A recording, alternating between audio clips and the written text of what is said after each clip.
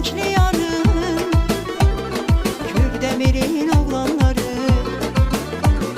Hoş günlerde değer güler, toyda bayramda şenlenir. Öz yurduyla fehreler, öz yurduyla fehreler, Kürdemir'in oğlanları. Aslan ağa İsaoğlu'dur, Kürdemir'de doğulurdu, bu yurda ile bağlıdır, besfileyip oğlanları. Kürdemir'in oğlanları. Aslan ağa İsaoğlu'dur, Kürdemir'de doğulurdu, bu yurda ile bağlıdır, besfileyip oğlanları.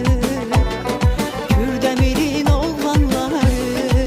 Ah, Kürdemir'in oğlanları.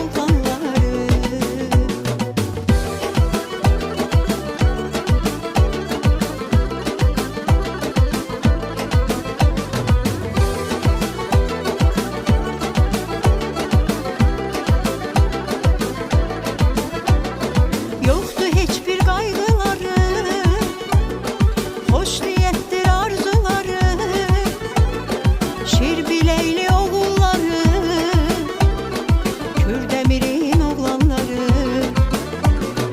Çok sevir halal emeği, süfresinde bol çöreği.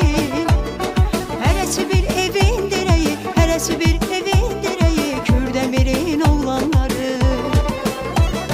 Aslan ağa İsaoğlu'dur, Kürdemir'de doğulurdu, bu yurda ile bağlıdır, besfileyip oğlanları.